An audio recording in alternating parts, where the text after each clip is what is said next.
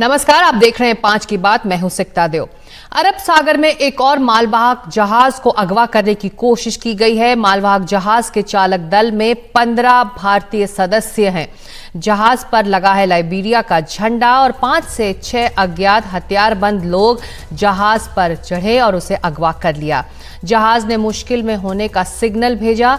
नौसेना ने मदद के लिए अपने युद्धपोत INS चेन्नई को भेजा है। वहां पर उसके विमान ने मालवाहक जहाज के ऊपर से उड़ान भरी है। चालक दल के सुरक्षित होने की तस्दीक की गई है और अब स्थिति से निपटने की भी तैयारी की जा रही है। और ज्यादा चर्चा के लिए और जानकारी के लिए चलते हैं सीधे हमारी सहयोगी कादम्बिनी शर्मा के पास। कादम्बिनी, इस अगवा किए गए जहाज के रेस्क्यू ऑपरेशंस के बारे में इस वक्त और क्या जानकारी है? देखिए, सबसे पहले तो आपको बताऊं कि ये जहाज़ जो है, जो इसका ओपन सोर्स इन्फॉर्मेशन है उसके मुताबिक ये ब्राज़ील के पोर्टो डू एसीयू से खलीफा बिन सलमान पोर्ट बहरीन के रास्ते में है।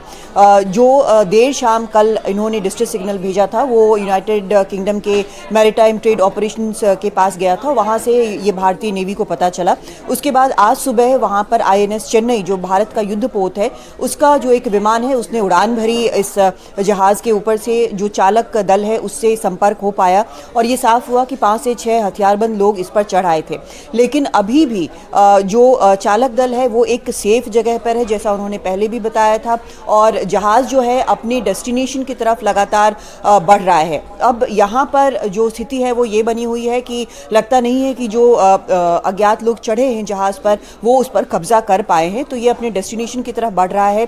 वहाँ पर INS चेन्नई जो युद्धपोत है उसको लगातार मॉनिटर कर रहा है, उसके बहुत करीब चल रहा है। भारत के 3 और युद्धपोत INS Kochi, INS Kolkata, INS मोरमेगांव वहाँ पर मौजूद हैं। उसके अलावा एक फ्रिगेट भी है भारत का। भारत की जो नेवी है इस इलाके में बाकी देशों की जो नेवीज़ हैं उनके जो युद्धपोत हैं उनके भी क्लोज कोऑर्डिनेशन में काम कर रही है ताकि ये जहाज़ जो है वो सुरक्षित रहे। तो अभी तक तो यही लग रहा है कि पूरी तरह से कंट्रोल जो है वो नहीं कर पाए हैं जो अज्ञात हथियारबंद लोग इसमें चढ़े हैं और हाईजैक करने की कोशिश कर रहे हैं। ये एक कंटिन्यूइंग सिचुएशन है, देखना होगा कि इसमें आगे क्या होता है। जी, इससे पहले मुश्किल में होने का सिग्नल भेजा गया था, जिसके बाद एक तरह से एक्टिव हुई नौसेना। ऐसे में उसके बाद से कुछ और एक तरह सिग्नल्स या बाकी कुछ चीज़ें फ्लैग ऑफ वहाँ से हुई हैं जिसको लेकर नौसेना अभी चिंतित है। देखिए, नौसेना जो है वहाँ पर इसलिए मौजूद है ताकि जो जहाज़ है, मालवाहक जहाज़ जिन पर लगातार पिछले कुछ वक्त में हमला हो रहा है, चाहे वो हुती हो या फिर समुद्री लुटेरे हों, जो हमला हो रहा है उससे बचा सके। तो एक बार जब इनको डिस्ट्रेस सिग्नल के बारे में जानकारी मिली है तो वो बहुत करीब से चल रहे हैं ताकि कोई नुकसान चालक दल को ना पहुँचे, जहाज़ जो है वो सुरक्षित रहे। लेकिन जब इस तरह की स्थिति है जहाँ पर हथियारबंद लोग उस जहाज़ पर हैं तो उसमें कोई रिस्क भी नहीं लेना चाहते। लेकिन सबसे ये बात लग रही है कि एक बार जब ऊपर से जो भारतीय नेवी का एयरक्राफ्ट है वो ऊपर से उड़ा, जब कॉन्टैक्ट उसने एस्टैब्लिश किया चालक दल से या क्रू से तो उनको सुरक्षित पाया। वो अपने आप में बड़ी बात है और वही कोशिश लगातार चल रही है कि ये सुरक्षा जो है वो बनी रहे। अगर ये लोग शायद जो मुझे लगता है ये सारी स्थिति देखने के बाद कि अगर नहीं कब्जा कर पा रहे हैं जहाज़ पर जो अज्ञात लोग हैं, हथियारबंद लोग, तो हो सकता है कि वो अबांडन करके भाग भी जाएं। तो कोशिश यही है कि जहाज़ सुरक्षित रहे और क्रू भी, जिसमें 15 भारतीय बताए जा रहे हैं, वो सुरक्षित रहे। तो क्लोजली वहाँ पर इसको मॉनिटर किया जा रहा है और जो INS चेन्नई है भारत का युद्धपोत, वो बहुत पास इस जहाज़ के लीला नोफोक के चल रहा है। शुक्रिया कादम्बिनी इस अपडेट के लिए। तो जहाज़ ने मुश्किल में होने का सिग्नल भेजा था, जिसके बाद नौसेना ने तुरंत कार्रवाई करते हुए INS चेन्नई को वहां भेजा है और उसका विमान ने मालवाहक जहाज़ के ऊपर उड़ान भी भरी है। और जैसा कि कादम्बिनी बता रही थी, बहुत करीब है INS चेन्नई भी इस मालवाहक जहाज़ के साथ ही चल रहा है ताकि किसी तरह की अनहोनी ना हो, इस पर नज़र रखी जा सके। बढ़ते हैं आगे अगली खबर की तरफ। पश्चिम बंगाल के 24 परगना जिले में ईडी की टीम पर हमला हुआ। ईडी के अधिकारियों और उनके वाहनों पर हमला उस वक्त हुआ जब वो राज्यों में करोड़ों के राशन घोटाले के सिलसिले में छापेमारी करने के लिए पहुंचे थे। ये छापेमारी तृणमूल कांग्रेस के एक नेता के घर पर होनी थी। इस हमले में ईडी के अधिकारी घायल हो गए हैं। इस हमले के बाद बीजेपी ने ममता सरकार पर हमला बोला। शुवेंदु अधिकारी ने कहा कि इस हमले पर गृह मंत्री और पश्चिम बंगाल के गवर्नर संज्ञान लें।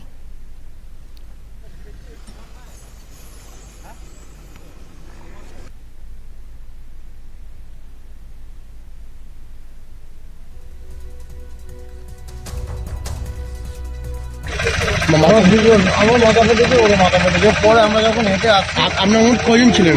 আমরা টিমে 8 জন ছিলাম। 8 জন আছে বাসে আসছে। আর বাকি কারা ওরকম ওখানে আছে না বেরিয়ে এসছে? কোনো যোগাযোগ নেই, কোনো যোগাযোগই নেই। আপনার কি ईडी ऑफिसर?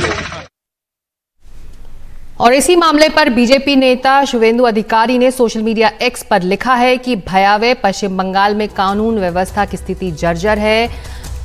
संदेश खाली में ईडी अधिकारियों और सीआरपीएफ जवानों पर बेरहमी से हमला हुआ। उत्तरी 24 परगना जिले में टीएमसी नेता शेख शाहजहां के घर पर छापेमारी की गई। मुझे संदेह है कि देश विरोधी हमलावरों ने रोहिंग्या भी मौजूद हैं।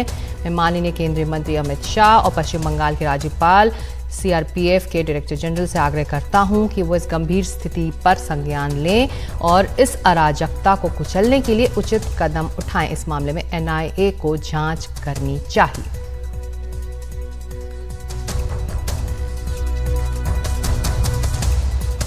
सत्तारूढ़ पार्टी के गुंडों ने, दरिंदों ने जो हमला बोला है आज ईडी के ऑफिसरों के खिलाफ, इसमें ये जगजाहिर होते हैं कि बंगाल में कानून और व्यवस्था की हाल कितना बुरा होते जा रहे हैं।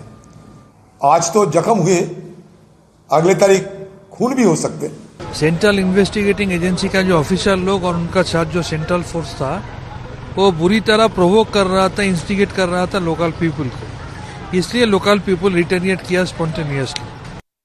If government fails in its basic duty, then the Constitution of India will definitely take its course.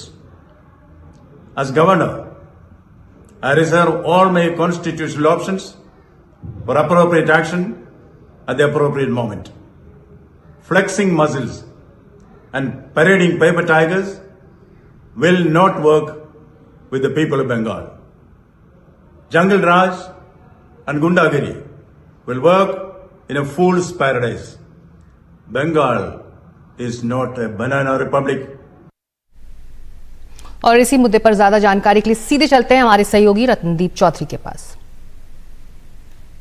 Bengal में ईडी के ऑफिशियल्स केंद्रीय सुरक्षा बल के साथ और इनके साथ कुछ जर्नलिस्ट भी थे, वो नॉर्थ 24 परगना के संदेश खाली ब्लॉक में गए हुए थे।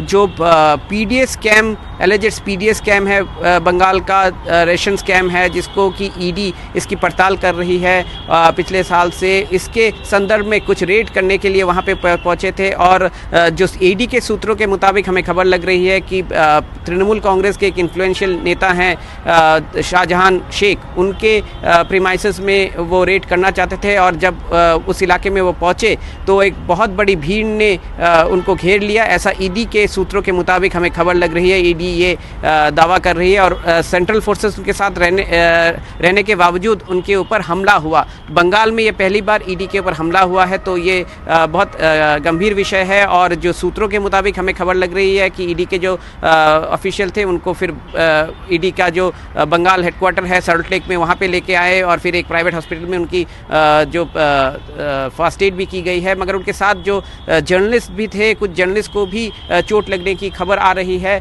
और ये तब हुआ है जब ईडी एक रेड पे गई थी और ईडी बंगाल में कई सारे मामलों की छानबीन कर रही है। इसमें ये पीडीएस स्कैम, रेशन स्कैम भी है, जिसमें कि बंगाल के मंत्री ज्योतिप्रिया मल्लिक को पिछले साल ईडी ने हिरासत में लिया था। ED primary teachers recruitment scam को भी इन्वेस्टिगेट कर रही है और हमेशा ये जो ईडी की इन्वेस्टिगेशन रही है बंगाल में, ये एक राजनीतिक प्लान भी रहा है। जो सत्तारूढ़ तृणमूल कांग्रेस और बीजेपी के विरुद्ध और इस ईडी इन्वेस्टिगेशन को लेके एक दूसरे के ऊपर बयानबाजी करते दिखते हैं बंगाल के जो तृणमूल के नेता हैं या फिर बीजेपी के नेता हैं। और कुछ हफ्ते पहले जब केंद्रीय गृह मंत्री और बंगाल के जो बीजेपी के राष्ट्रीय अध्यक्ष हैं जेपी नड्डा, वो जब बंगाल में थे, उन्होंने ये कहा था कि जो स्कैम्स हैं जो सेंट्रल एजेंसीज इन्वेस्टिगेट कर रही है, उनको एक मेन नैरेटिव या मेन पॉलिटिकल प्लान के रूप में लेके ही 2024 के चुनाव में बंगाल की जो वोटर हैं उनके पास जाने की कोशिश करेगी बीजेपी। और तृणमूल कांग्रेस दूसरी तरफ हमेशा ये एक आरोप लगाती है केंद्र सरकार और बीजेपी के ऊपर कि जो केंद्रीय एजेंसी हैं, केंद्रीय जांच एजेंसी हैं, उनको पॉलिटिकली इस्तेमाल कर रहे हैं केंद्र सरकार तृणमूल कांग्रेस के विरुद्ध। तो कहीं ना कहीं पे ये जो आज घटना घटी है संदेश खाली नॉर्थ 24 परगना में, ये घटना भी अब एक नया पॉलिटिकल टर्फ वॉर की तरह होगा तृणमूल कांग्रेस और बीजेपी के विरुद्ध, और बयानबाजी शुरू हो चुकी है दोनों पार्टियों के विरुद्ध। मगर इसके बीच ईडी का ये कहना है कि उनके कुछ वरिष्ठ अधिकारी दिल्ली से कलकत्ता पहुंच रहे हैं, क्योंकि ईडी ये जो जिस तरह के उनके ऑफिशियल को बाधा दी गई, लोगों द्वारा उनके ऊपर हमला हुआ, इसको बहुत ही सख्ती से ईडी देख रही है और इसके ऊपर कार्रवाई आगे चल के होगी, ऐसा ईडी के सूत्रों के मुताबिक खबर लग रही है। बढ़ते आगे अगली खबर की तरफ जो है दिल्ली से जुड़ी हुई। दिल्ली के सरकारी अस्पतालों में खराब क्वालिटी की दवा सप्लाई का मामला सामने आया है। केंद्रीय गृह मंत्रालय ने इसकी जांच सीबीआई को सौंप दी है। दिल्ली के लेफ्टिनेंट गवर्नर ने सीबीआई जांच की बात कही थी। दिल्ली के कई सरकारी अस्पतालों में तय मानकों से नीचे पाई गई थी ये दवाइयां।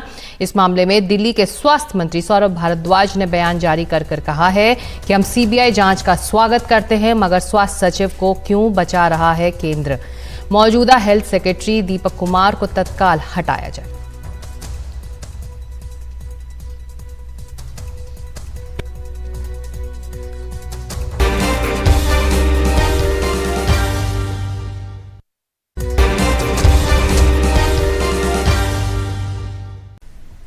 भारत के पूर्व क्रिकेट कप्तान महेंद्र सिंह धोनी ने अर्का स्पोर्ट्स मैनेजमेंट लिमिटेड की ओर से मिहिर दिवाकर और सौम्या विश्वास के खिलाफ आपराधिक मामला दर्ज कराया है। दरअसल मिहिर दिवाकर ने धोनी के साथ क्रिकेट अकेडमीज खोलने के लिए करार किया था, लेकिन करार की शर्तों पर अमल न होने की वजह से धोनी ने 2021 में करार तोड़ दिया था।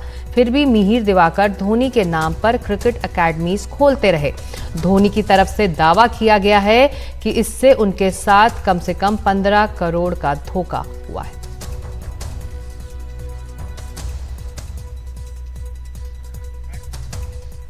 और अयोध्या में राम मंदिर के उद्घाटन की तैयारियां जोर शोर से चल रही हैं। 22 जनवरी को राम मंदिर की प्राण प्रतिष्ठा का कार्यक्रम है।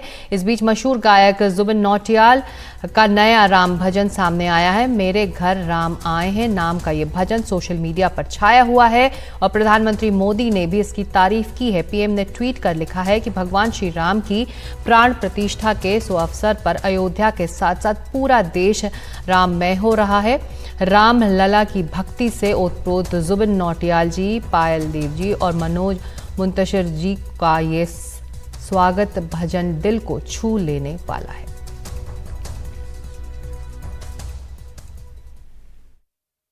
बिग उसका बहुत बड़ा श्रेय जाता है हमारे प्रधानमंत्री जी को। When a world leader like that tweets about a small artist and artistic work of us, it is very motivating. It is very enriching. It gives us a feel of doing more such work. It gives us the feel of doing more work with great message.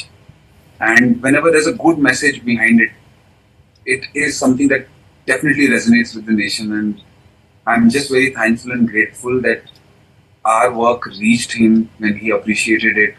And I really hope to meet him one day and take blessings.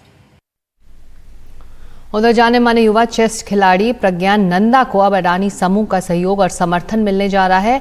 आज इस 18 साल के खिलाड़ी से अडानी समूह के प्रमुख गौतम अडानी ने मुलाकात की। गौतम अडानी ने कहा कि प्रज्ञान नंदा का सहयोग करना गर्व की बात है। उन्होंने बहुत कम समय में बड़ी उपलब्धियां हासिल की हैं।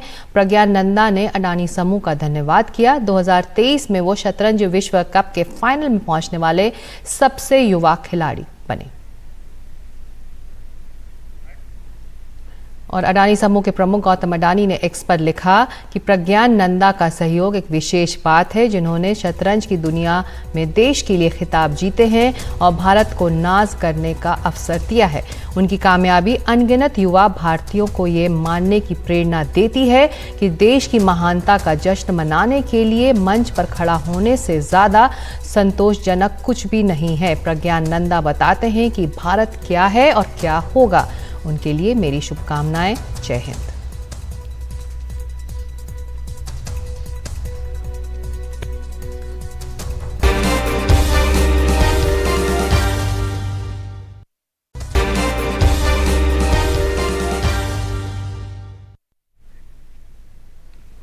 उत्तर प्रदेश के मुख्यमंत्री योगी आदित्यनाथ ने लखनऊ में आयोजित नो या आर्मी 2024 कार्यक्रम का उद्घाटन किया। लखनऊ कैंट में ये कार्यक्रम आयोजित किया गया था। 3 दिन के इस कार्यक्रम में सेना के कई बड़े अधिकारी और सैनिक परिवार के सदस्य हिस्सा ले रहे थे। सेना के उपकरण, हथियार और शौर्य का प्रदर्शन इस कार्यक्रम में किया जा रहा है। ये दूसरी बार है जब सेना दिवस पर यह कार्यक्रम दिल्ली से बाहर आयोजित हो रहा है।